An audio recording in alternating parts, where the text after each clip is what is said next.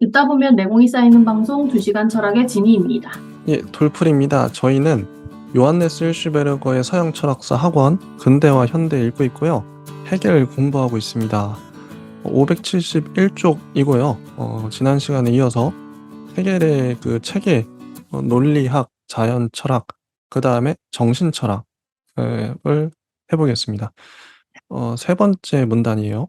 571쪽. 정신이 자연의 과정의 목표이기 때문에 자, 정신이 자연의 과정의 목표예요. 정신 철학은 자연 철학 다음에 올 수밖에 없다. 자연의 목표는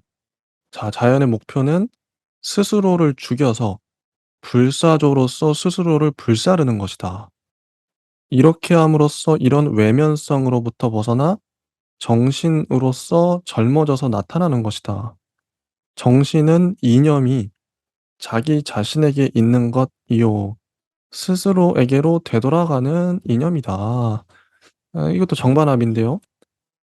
근데 뭐 가만히 생각해 보면 자연의 목표가 자 나무 강아지 많이 있죠. 자연의 목표가 스스로를 죽여 가지고 스스로 자살을 해요. 자살을 해서 불사조로서 스스로를 불살아요. 불살라서 이런 외면적인 그 껍데기로부터 벗어나서 정신으로 젊어지는 게 자연의 목표예요. 자, 진희 님은 이거 어떻게 생각하세요? 음. 왜 죽어 갑자기? 일단 무엇이 있다라고 하는 건 존재죠. 음. 그런데 그 존재가 어떤 개체가 하나의 범주화로 구분이 되면 그 존재가 죽은 거죠. 그렇게 되고 그 두 범주가 결국엔 합으로서 통일이 되면 개념이 됩니다. 저는 이렇게 이해를 했어요. 정반합을. 그래서 하나의 개체가 있다라는 걸 존재라고 이해를 하고 그 반으로서 존재가 분류가 되면 그 존재의 죽음으로 보고 그 두 가지의 합이 통일로서 개념으로 탄생한다라고 하면 정반합을 이루는 통일 개념으로 이해를 했습니다.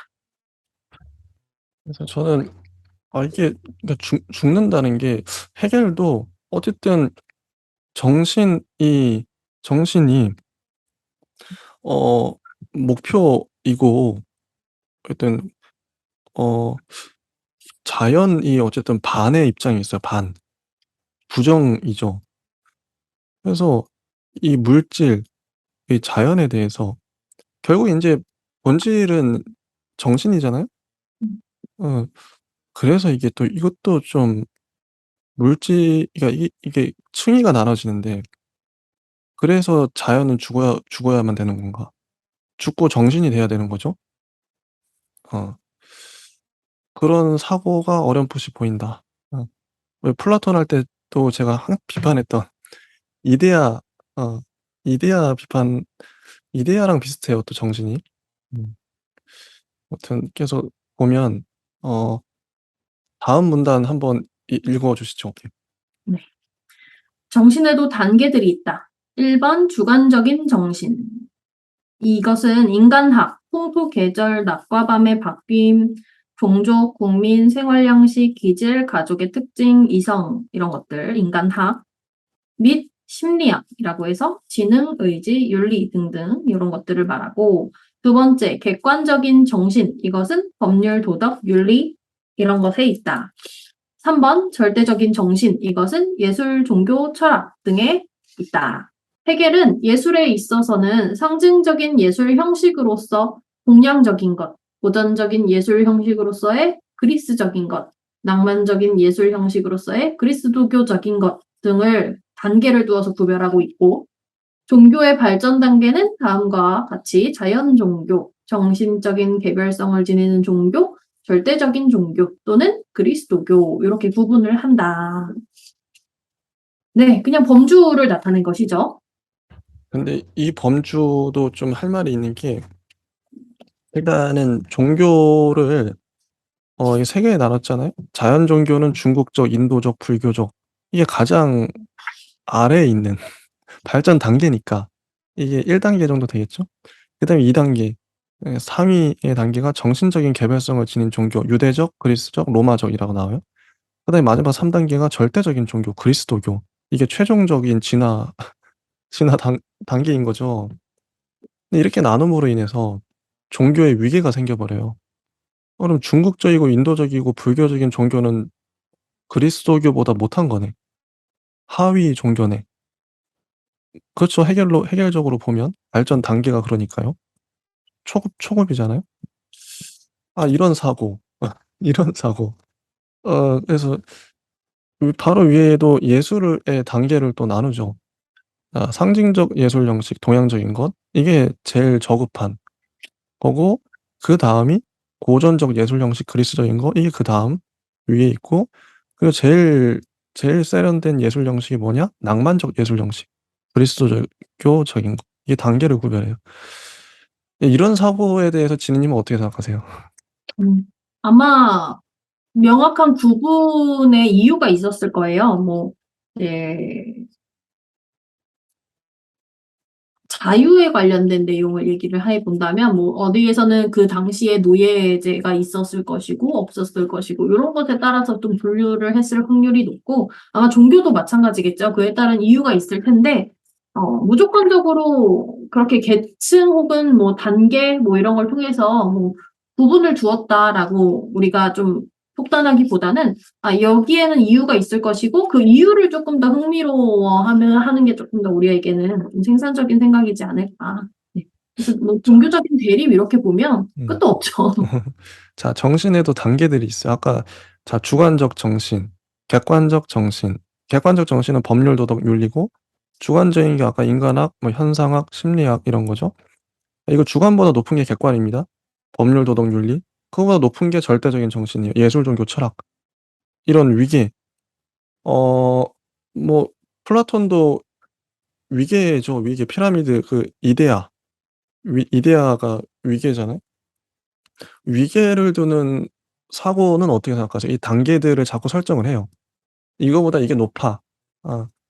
아, 저는 뭐 괜찮다고 생각해요. 근데 이게 좀 악용될 우려가 위계가 없다. 이것도 웃기죠. 어떤 것보다 어떤 게 더 낫다 이런 거는 인간이 판단할 수 있는데 주관적인 것보다 객관적인 게 낫지. 객관적인 것보다 법률, 도덕, 윤리보다 예술, 종교, 철학이 더 나아. 이런 거는 납득을 할 수 있을 거 건가? 같기도 예. 납득할 수 있다. 뭐 할 수 있겠는데 이런 위계 단계를 두는 사고는 어떻게 하시나요? 음, 저는 이제 위계든 계층이든 흥미롭게 생각하긴 하지만 네. 그게 좋다, 나쁘다, 낫다, 뭐가 더 낫다, 덜 낫다 같은 가치 평가는 별로 좋아하지 않고요. 어. 네, 그래서 좀 다르게 볼 수 있을 것 같아요. 굳이 왜 그렇게 나눠 놓았는지를 우리가 어. 좀 더 이면을 살펴보고 그 음. 이유 안에서 해결이 생각하고자 하는 그런 전제들을 좀 유추해가는 방식으로 보면 다른 음. 얘기도 할 수 있을 것 같습니다. 좋습니다. 예. 이거는 일단은 나중에 또 이런 게 나오면 또 일단 고민해 보죠. 뒤에 재밌네요. 자유에 대한 얘기가 나오는데요. 그 네. 자유에 대한 맥락에서도 약간 해소가 될 수 있을 것 같아요. 좋아요. 그럼 읽어 보겠습니다. 자, 해겔의 철학에서 가장 유명한 것은 많은 사람들의 판단을 따르자면 그의 철학에서 가장 가치 있는 부분, 그의 객관적인 정신에 관한 이론과 법률, 도덕, 윤리 등에 있어서의 이 객관적인 형식이다. 객관 정신의 형식이에요. 이 이론은 그의 국가 철학을 이룩하기도 한다. 다음 문단. 기본적인 개념은 자유의 개념이다. 자유의 개념. 왜냐하면 객관적인 정신이 전개되는 데에서 바로 자유의 왕국도 전개되기 때문이다. 해겔은 우선 자유의 형식을 현상학적으로 묘사하고 있다. 첫째로 인간의 보편적인 의욕 능력, 자연적인 자유의지 이외에 아무것도 아닌 그런 자유가 있다. 자유에도 이제 아까 위계했죠? 자유도 3단계로 나눠집니다. 자, 그다음에 두 번째, 자유는 칸트 같으면 병적인 애착이 바탕하고 있다고 말하가될 그런 경향과 관심에 따라 실질적으로 주어져 있는 이런 내용이나 저런 내용이 마음대로 결단을 내리는 그런 것이다. 사실 이런 것도 스스로의 결정에 따라 행해지고 있으나 사물들에 의존해서 행해지고 있는 것이다. 이게 마음대로의 자유라고 써 있어요. 아까 첫 번째는 자연적인 자유의지였고요. 자, 그리고 마지막으로 자연적인 의욕과 개인적인 자의가 보편적인 것, 이념적으로 올바른 것으로 높여진 지양된 그런 자유가 있다. 궁극적으로 보자면 이 보편적인 것은 세계 정신 그 자체의 의지 이외에 아무것도 아니다. 이 세계 정신은 객관적인 정신의 핵심으로서 스스로의 여러 단계들을 거쳐 법률, 도덕, 윤리 등에서 자기 자신에게로 되돌아온다. 네. 계속 해 주시죠. 여기서 헤겔은 플라톤의 국가의 정신과 스피노자에 마주치게 된다. 국가도 이상적인 의지를 알고 있는 인간을 진정으로 자유로운 인간이라 보고 있고, 스피노자에 있어서도 스스로 본성의 필연성에 따라서 있어야 할 그대로 있는 사물이 자유롭다라고 일컬어진다. 그래서 자유에 대해서 헤겔이 좀 공통적으로 다른 철학자들의 정의와 일치되는 지점을 가지고 오고 있다는 부분을 얘기하고 있는 것 같고요. 네. 자유회로 나가는 첫 번째 시도 573페이지 한 문단 더 읽어볼게요. 네. 자유회로 나가는 첫 번째 시도는 우선 법칙들의 총화라고 생각되는 법률이다. 법률은 마음대로 하는 것만 제한할 뿐 자유는 제한하지 않고 오히려 자유를 도우려고 한다. 그러나 법률은 아직 불완전한 시도다. 왜냐하면 법칙들의 총화는 인간을, 그 개성을 무시한 채로 완전히 추상적으로 그저 똑같은 번호라고만 보기 때문이다. 주로 제3법, 계약법, 형법 등으로 이룩되어 있는 이 추상적인 또는 형식적인 법률은 꼭 필요한 것이고 가치 있는 것이긴 하지만 원래 반쪽에 지나지 않는다. 왜냐하면 이런 법률은 개별성이 자립해 있다는 것을 고려할 수 없기 때문이다. 그러나 이런 법률의 명령은 한 인격이 되어 다른 인격을 존중하라고 호통친다. 우리는 바로 인격으로서 재산에 대해 권리를 가지고 있다. 왜냐하면 소유란 인격이 스스로 자유에게 부여하는 것, 즉 인격의 의지가 구체화되는 것에 지나지 않기 때문이다. 이렇게 보는 것도 좀 특이하죠. 그리고 계약법도 인격의 의지와 자유로부터 이해되어져야 한다. 다만 여기서 두 개의 의지가 하나로 융합된다.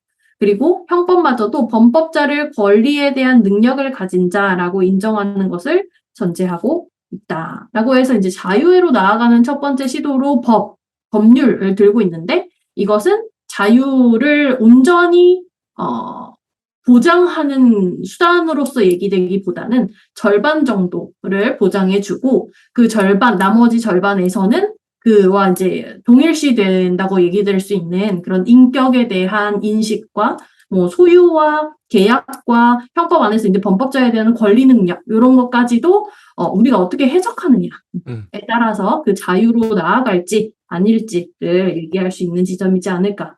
네, 그렇게 저는 이해를 했습니다. 전 궁금한 게 지니님께서 인제 법학 공부도 하셨으니까 오늘날의 대한민국의 헌법과 비교했을 때 이 헤겔이 말한 법에 대한 이 문단 어떤 차이가 있고 좀 비슷한가요? 요즘에도 이렇게 생각을 하는지 궁금합니다. 네.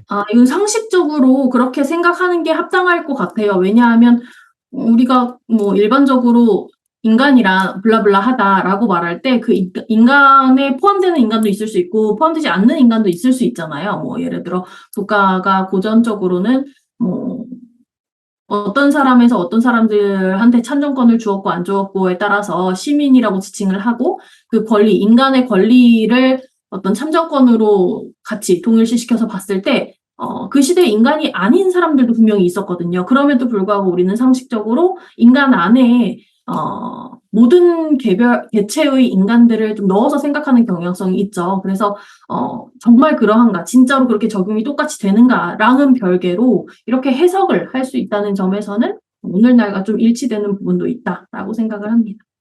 저는 이거 읽으면서 와닿았던 부분이 '법칙들에 총하는 인간을 그 개성을 무시한 채로 완전히 추상적으로 그저 똑같은 번호라고만 보기 때문이다.' 이 부분이 아 정말 와닿았어요.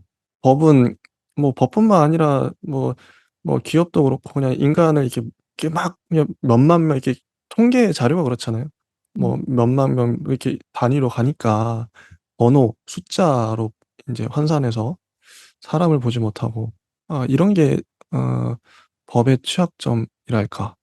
아 그런 걸 좀 생각했던, 네, 다음을 읽어 보겠습니다. 그래서 모든 사람들이 그 자기 앞에서는 그저 똑같은 번호로 되어 버리는, 나왔네요. 똑같은 번호로 되어 버리는 추상적인 법률은 도덕성이나 윤리학의 힘에 의해 보완되지 않으면 안 된다. 법은 도덕과 윤리에 의해서 보완되어야 한다는 거죠. 이 도덕이나 윤리학에서는 개인이 자기의 개인적인 양심을 가지고서 참여하고 결단을 내릴 수 있다. 따라서 해겔은 자기의 법 철학에 있어서 시대와 장소에 따라 실제적으로 통용되고 있는 일반적인 법칙만을 알고 있는 법실증주의에 머물러 있지를 않는다. 그러나 그는 당장 도덕이 분열과 법률의 불완전성이라는 위험을 가져온다는 것도 꿰뚫어보고 있다. 도덕은 어 분열 분열할 수 있다. 법률의 불안정성을 가져올 수도 있다는 거죠. 어 지니님은 어떻게 생각하세요? 이게 저도 그렇게 생각합니다. 어 이게 뭐 그러니까 법률은 그 문서화가 돼 있어서 되게 세세하죠. 뭐 몇 년형에 처한다, 뭐 벌금은 최대 얼마 이렇게 하는데, 도덕은 그때그때 다르니까 그래서 불안정한가 싶기도 하고요. 응. 근데 우리 생각해 보면 되게 쉬운 예시들을 많이 찾을 수 있어요. 뭐 정당방위를 인정하는 범위라든지 이런 것들 한번 떠올려 보면 정당방위의 요건이 되게 엄청 엄격해요. 뭐 예를 들어서 위급한 상황에 당장 처해야 되고 위급한 상황에 즉각해서 방어를 해야 되는데 그 방어의 수단이 아주 최소의 방어여야만 하고 그 최소의 방어가 아닌 이상 과잉 방어로 되어서 상대방이 죽었다라고 하면 살인죄로 복역하는 경우도 엄청 많아요. 그래서 그게 정말 맞는가라고 하는 여러 가지 사례가 엄청 많아서 우리 여기 안에서 나타나는 그런 문장들 충분히 이해를 할 거라고 생각을 합니다. 좋습니다. 예, 다음 문장 읽어 주시죠. 그래서 그의 법 철학은 한 걸음 더 나아가 인륜성, 이 단어가 이제 해겔의 책에서 많이 나오는 단어라고 해요. 그래서 인륜성을 통해 법률과 도덕을 높여준다. 이 인륜은 이것은 제 마음대로 만들어낸 용어다 이렇게 나오는데요. 그 제가 누군지 잘 모르죠. 자기 이제 마음대로 만들어낸. 이제 해겔의 용어라는 거죠. 예. 법률과 도덕 이 두 가지를 통합하는 것이다.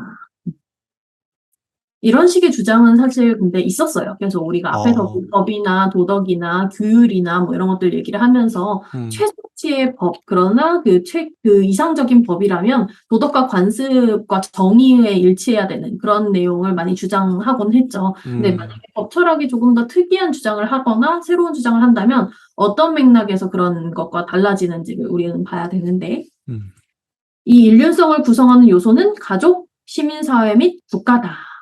이 지점이 계속 다른 책에서도 반복이 되는 것 같아요. 시민사회를 어떻게 보았는가? 이 부분이 좀 달라질 것 같은데 국가에 대한 한 문단을 좀 읽어볼게요. 574페이지의 국가에 해당하는 문단입니다. 이제 이에 대해서 설명을 하겠죠. 인륜성과 가족, 시민사회, 국가 이런 것들. 국가가 완전한 유기적인 종합을 이룩한다. 이 인륜성에 대한 종합적인 어떤 개념을 이룩하는데 국가가 비로소 법률, 도덕, 개인, 가족, 시민사회 등을 하나로 묶어서 한 사람 한 사람의 인격이 인격으로 되고 전체에 의해서 살아가게 해주어 모든 사람들의 조화를 보장해준다. 그래서 여기 인격이 인격으로 되고라는 문장이 사실은 되게 중요한 문장 중에 하나죠. 왜냐하면 인간을 인간답게 하고 사물을 사물답게 하고 이게 사실은 본질에 대한 생각이잖아요. 그리고 존재에 대한 생각. 그래서 인격이 인격으로 되게끔 하는 그래서 이 맥락이자 앞서서 우리가 얘기했던 바 존재론적인 부분과 연결이 될 수 있는 지점이 있고 해겔은 국가를 매우 구체적으로 이해하고 있다. 그는 국가를 일종의 살아있는 인격이라고까지 보는데 국가의 정신, 즉 국민 정신은 여기서 우리가 그 뉘앙스를 좀 읽어낼 수 있죠. 우리가 그 예상하는 그 뉘앙스. 네. 그래서 국민 정신은 한 사람 한 사람의 개인들에게는 신체에 대한 영혼과 같은 것이다. 이 국민 정신 안에서 객관적인 정신이 스스로를 드러낸다. 다음으로 특별한 국민 정신을 통해서 객관적인 정신은 세계사회로까지 높여지고 보편적인 세계 정신으로 되는데 이 세계 정신의 법률은 최고의 법률 전체다. 근데 부정적으로 자꾸 읽히는데요. 그것만 빼고 본다면 되게 이상적인 어떤 틀을 구상하고 있어요. 어. 그래서 본래 여기 이르러서야 비로소 객관적인 정신은 완전한 이념이 되고 절대적인 것으로 되지만 그럼에도 불구하고 헤겔은 아직도 개별자이고 공간 시간적으로 제약되어 있는 것으로서의 국가를 그저 이념화시켜버리고 만다. 뒷부분에서는 hirschberger의 목소리가 좀 들리죠. 그에게 있어서의 국가란 스스로 깨닫고 있는 윤리적인 실체, 그리고 윤리적인 이념이 실현된 것, 그리고 실체적인 의지가 실현된 것, 그 자체로서 그리고 스스로를 위해서 이성적인 것입니다. 그래서 이제 국가가 좀 많은 다른 여러 가지 것들과 좀 동일시되고 있는 그런 지점을 발견하실 수 있고 이 실체적인 통일체는 절대적이고 움직여지지 않는 자기 목적이고 이런 목적에 있어서는 자유가 그리고 그 최고의 권리에 도달함과 동시에 그 궁극적인 목적은 국가의 구성원이 되는 최고의 의무로 삼는 개인에 대해서 최고의 원리를 갖는다. 그래서 이 문단이 되게 의미심장했습니다. 근대에 들어서 국가가 생겨났다. 국가에 대한 그 국가, 국민 이런 게 이제 근대에 와서야 이제 사람들의 인식에 들어왔다고 저는 알고 있어요. 그러니까 그전에는 국가 뭐 이런 거 없고 그냥 뭐 다 그냥 그랬던 건데 그 시대와 맞물려서 어 홉스로크 휴움도 국가 얘기를 하고 국가 철학 얘기하죠. 그래서 국가를 세우는데 그래서 헤겔의 철학도 하나의 상호 뭐 보완작용했겠죠. 당대 시대 분위기가 국가를 막 이렇게 강조하는 분위기였고 헤겔도 덩달아서 인제 이런 철학을 하니까 서로 이렇게 국가를 강화하는 철학을 내세운 게 아닌가 싶 요런 가정 을 해 보고 읽어 보겠습니다. 자, 간스가 주장하고 있는 바와 같이 그에게서 유래된다는 헤겔에게로 되돌아가는 유보에는 다음과 같이 말하고 있다. 국가가 있다는 사실은 세계 안에서의 하나님의 발걸음이다. 야, 국가가 하나님 세계 안에서 하나님의 발걸음이에요.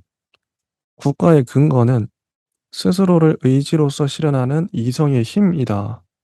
국가의 이념에 있어서는 우리는 특별한 국가, 특수한 제도를 염두에 둬서는 안 된다.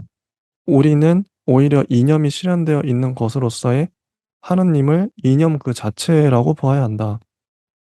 하나님이 이념 그 자체이고 국가는 이성의 힘 그 자체. 그렇게 되겠죠? 자, 그러나 해겔이 국가를 신격화한 것은 신격화, 국가가 전능하다는 것에 대한 신앙을 높여주고 국가에 대한 자부심 엄청나죠. 시민의 용기와 자유의 의식을 이게 낮추는 게 아니라 높여주는데 적지 않은 공헌을 했다.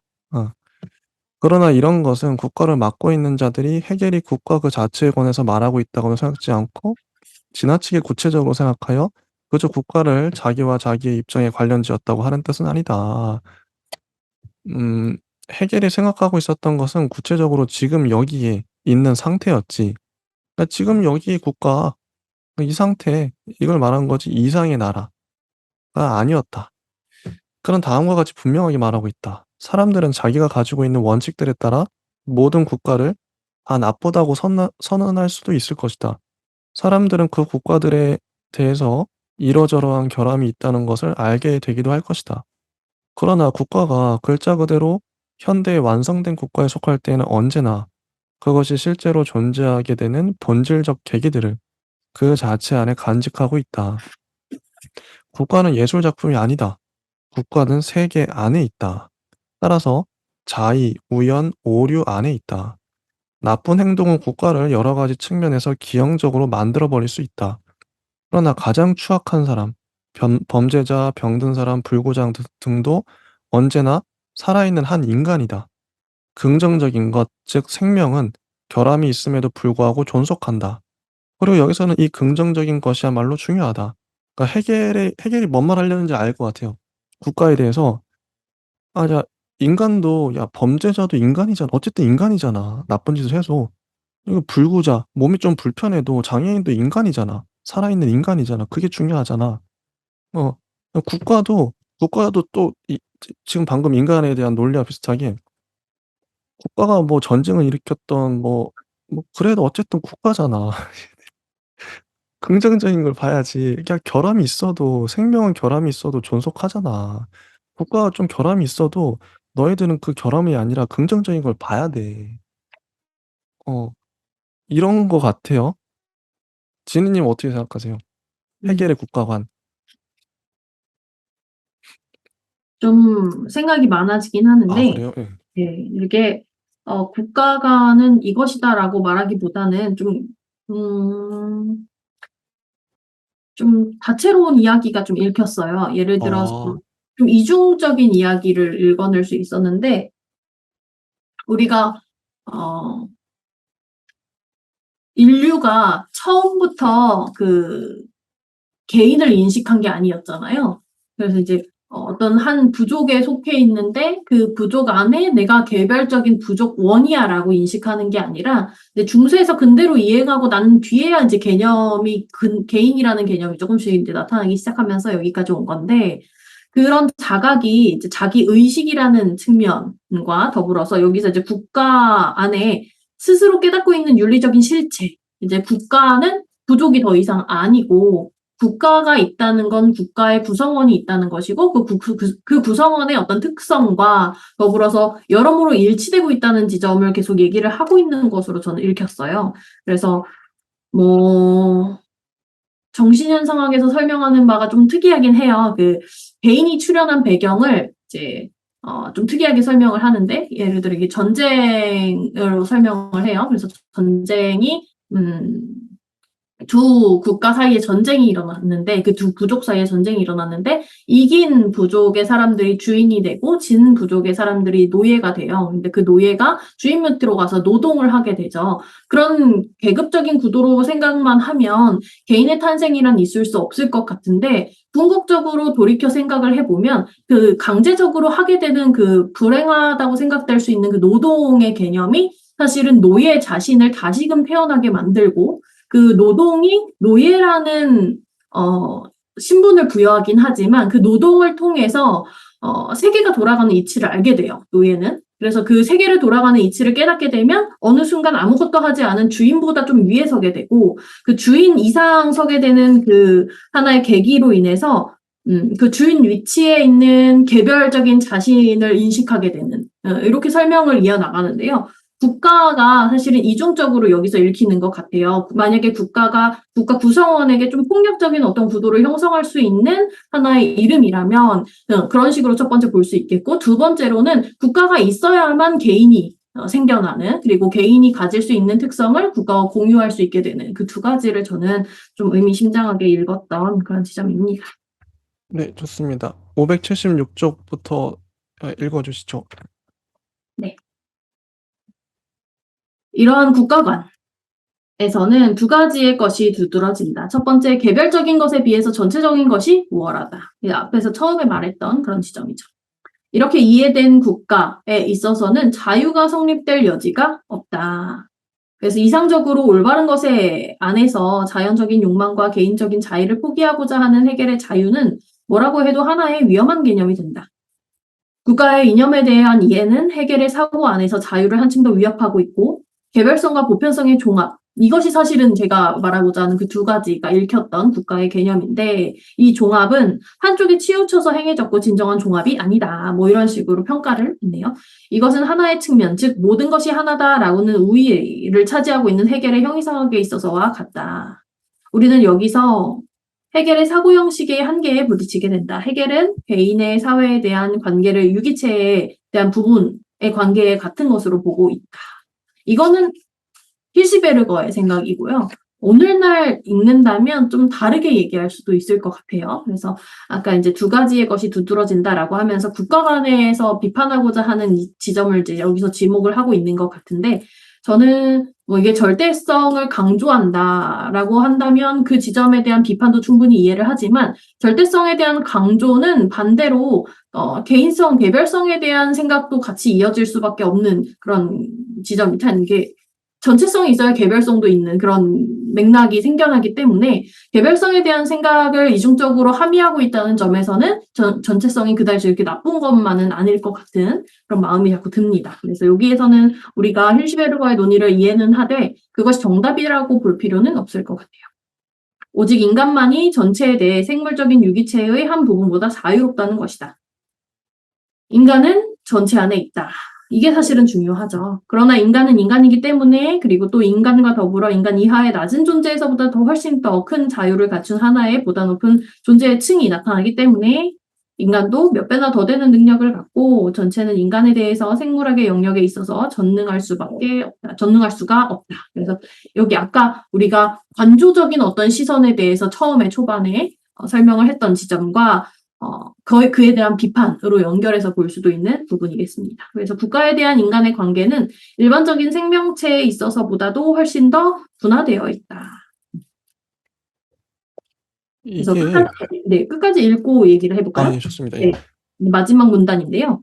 그 다음으로 두드러진 것은 이제 우리 두 가지 얘기한다고 했는데 그 다음이에요. 해겔의 국가는 어떤 경우에라도 설사 그것이 기형화됐다고 하더라도 긍정되지 않으면 안 된다고 하는 것이다. 그래서 해겔의 국가에서는 첫 번째로 전체적인 것이 우월하다라고 주장하는 강력한 어떤 메시지가 있고 두 번째로는 그게 국가가 어떤 것이든 무조건 국가는 긍정적이다. 이렇게 정리를 하고 있어요. 근데 그것이 정답은 아닐 수도 있으니 한번 읽어만 보겠습니다.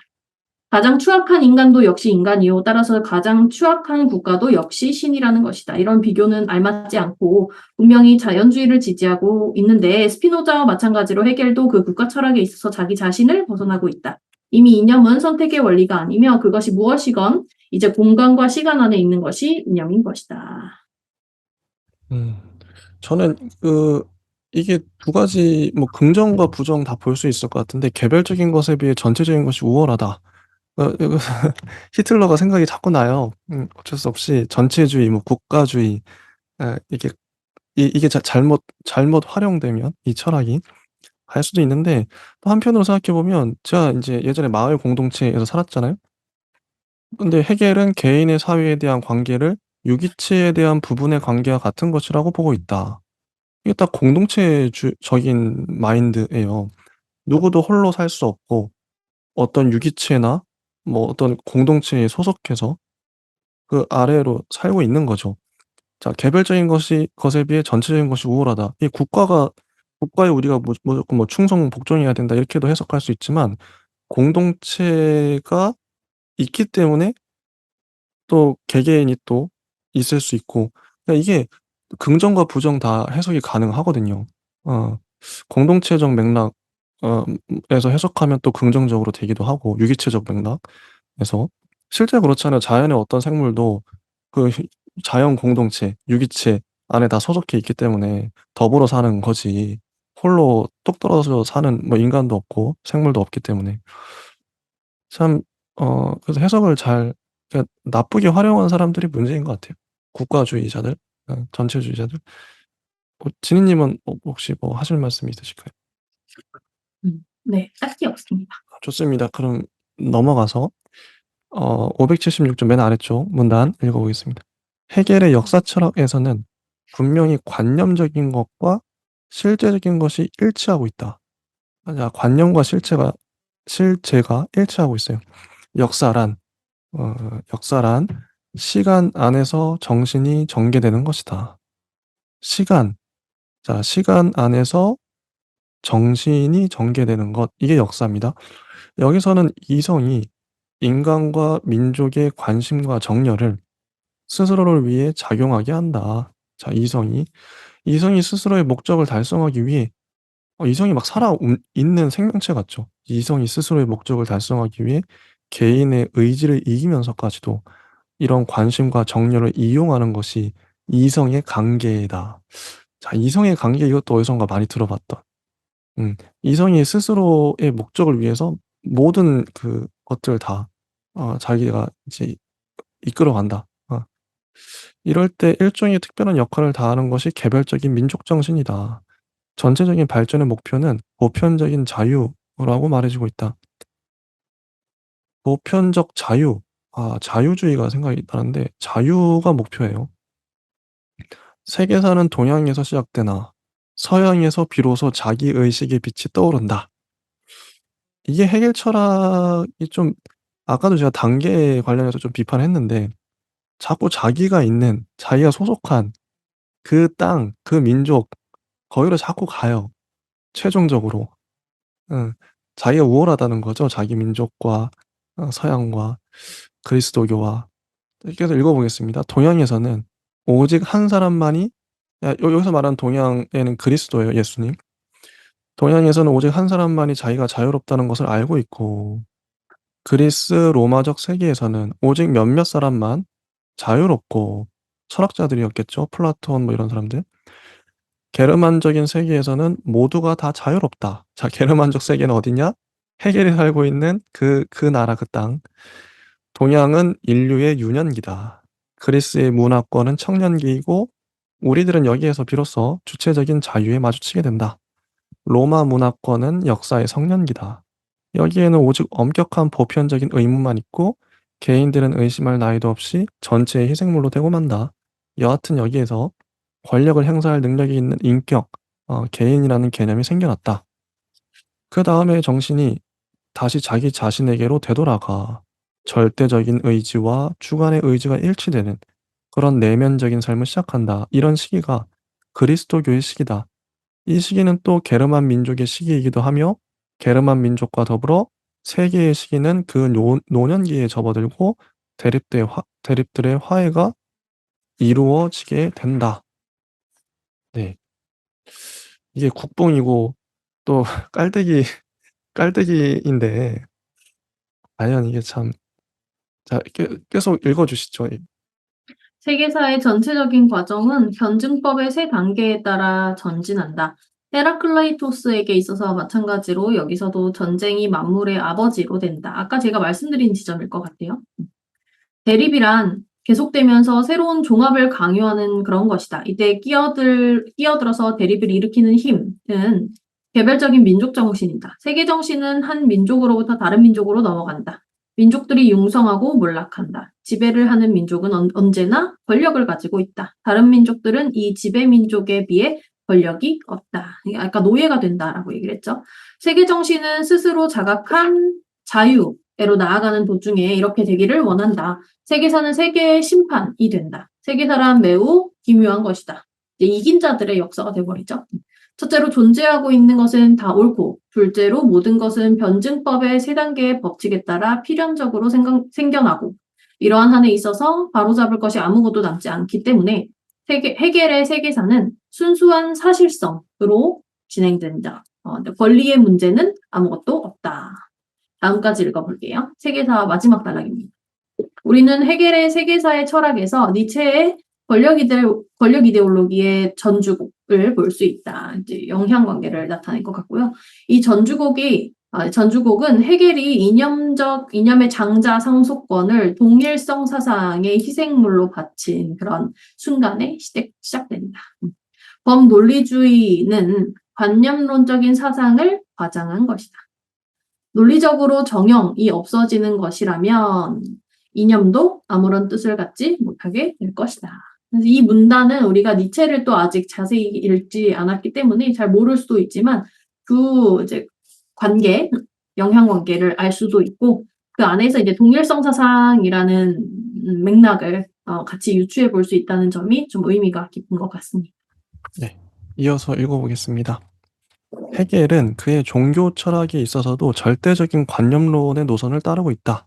종교란 그 최고의 이념에 있어서는 한 인간만의 일이 아니며 본질적으로 절대적인 이념 자체에 대한 최고의 규정이다. 그래서 철학은 종교를 이해할 수 있다. 칸트였다면 철학은 종교를 말할 수 없다. 뭐 이렇게 했겠죠? 하나님의 존재에 관한 증명은 원칙적으로 가능하며 종교는 가르쳐질 수 있다. 종교의 대상, 즉 절대자는 실제적으로 철학과 일치한다. 그리고 이 두 가지 사이의 차이는 오직 한 가지. 철학은 대상을 개념적으로 파악하나 종교는 이 동일한 대상을 관념, 표상 속에서 파악한다고 하는 것뿐이다. 그래서 종교란 하나님에 관한 암이요 인간의 의식의 최고 영역이다. 여기에도 역사적인 발전의 변증법적 단계가 있다. 제일 낮은 단계는 동양의 자연 종교로서 여기서는 신이 자연의 실체이며 개인은 이 실체에 비해 없는 것과 같다. 두 번째 단계는 신적인 것을 주관이라고 보는 여러 종교들이다. 유대교, 그리스의 종교, 로마의 종교 같은. 그 세 번째 단계는 절대적 종교, 즉 그리스도교다. 여기에서는 삼위일체인 하나님을 인정하고 있다. 아버지의 나라는 그 자체로서 그리고 스스로를 위해서 있는 영원한 이념이고 아들의 나라는 유한한 자연 안에서 나타나는 이념이고 정반합이죠. 성령의 나라는 유한성을 벗어나 아버지와 아들, 정신과 자연, 하나님과 세계 등이 일치하는 것으로 되돌아가는 것, 되돌아갑니다. 이다. 헤겔의 종교는 슐라이어 마오로부터 아무것도 받아들이지 않았다. 그의 종교는 순수한 주지주의요. 그것도 범신론적 주지주의이며 신의 정신이 유한한 정신의 매개를 통해 자기 스스로를 아는 것이다. 그래서 종교는 철학에 내포되어 드높여진 것, 지양이다. 요 마지막 문단 한번 읽어주시죠. 여기에서도 역사적인 발전의 변증법적인 단계가 있다. 제일 낮은 단계는 동양의 자연 종교로서 여기서는 579쪽에 그 맨 마지막 문단. 그런데 철학은. 네. 네, 그런데 철학은 앞에까진 종교였죠. 네, 맞습니다. 네, 여기서는 철학으로 마무리가 됐네요. 그런데 철학은 이제 전체를 완성하는 것이다. 철학은 스스로를 생각하는 이념이며 인식을 하는 진리다. 이제야 정신은 제 집을 찾아냈다. 자연과 역사의 목표가 이루어졌다. 역사가 파악되었다. 그리고 이렇게 파악된 역사는 정신 현상학의 끝머리에서 말하고 있는 것처럼 절대 정신의 내면 알고 골고타 언덕이며 절대 정신의 왕위에 있다는 것에 관한 현실이고 진리고 확실성이다. 이런 왕위가 없으면 절대 정신은 생명이 없는 고독한 자에 지나지 않고 이제 정신은 순수히 자기 자신을 사고한다. 순수한 철학 안에서 자기 스스로를 즐기는 것이 세계 정신이다. 헤겔은 엔시클로페디 이게 이제 어떤 책이었죠? 철학적 학문들의 백과사전이라고 하는 이제 엔시클로페디라는 게 네, 안에 이제 논리학이랑 자연철학이랑 정신철학이 다 들어가 있죠. 그래서 이렇게 끝맺으면서 아리스토텔레스에게 동의하고 형이상학 7편에 나오는 유명한 말을 인용하면서 신은 알매 알미고 정신의 현실태는 생명이고 신의 이런 진리와 생명 안에서 영원한 정복이 있다라고 말한다. 네, 여기서 마무리가 되네요. 네. 어떠셨나요? 이제 여기까지가 헤겔, 그다음에 이제 후세에 미친 영향인데 어 헤겔의 체계를 봤어요. 논리학, 자연 철학, 그리고 정신 철학 이 정반합으로 된 이 세계를 보고 헤겔의 한계도 보고 헤겔의 국가관, 법률에 대한 얘기도 하고 뭐 헤겔이 생각하는 종교 뭐 이런 얘기도 하고요. 종교 철학. 그리고 인제 뭐 위기 뭐 단계별로 뭐 이렇게 나눠놨던 것들을 얘기했었죠. 뭐 이렇게 봤었는데 지니 님은 어떠셨는지 궁금하네요.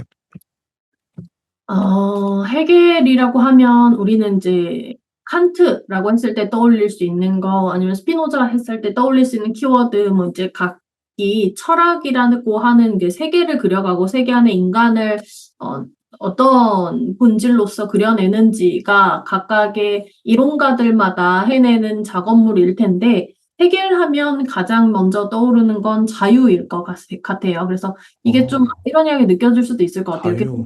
네, 헤겔 절대 정신 뭐 아니면 절대성 아니면 완전한 그 절대성에 기반한 강력한 어떤 전체성, 뭐 이런 것들을 강조하던 바를 떠올리면 이게 자유가 없는 어떤 근대적인 비극 뭐 이런 것들이 많이 떠오르는데요. 사실은 그게 아니었고 헤겔이 자유를 계속 이야기를 하고 있어요. 뭐 정신현상학에서 아까 이제 노예가 어떻게 주인 위로 올라서게 되는지를 통해서 개인이 자유를 얻어가는 그 과정을 그렸고 두 번째 이제 법철학적 강요에서는 우리가 생각하는 그 추상적인 법에서 헤겔이 만들어낸 인륜성으로 나아가게 만드는 그런 법철학적인 논의, 그 안에서의 자유를 계속 얘기를 하고 있고요.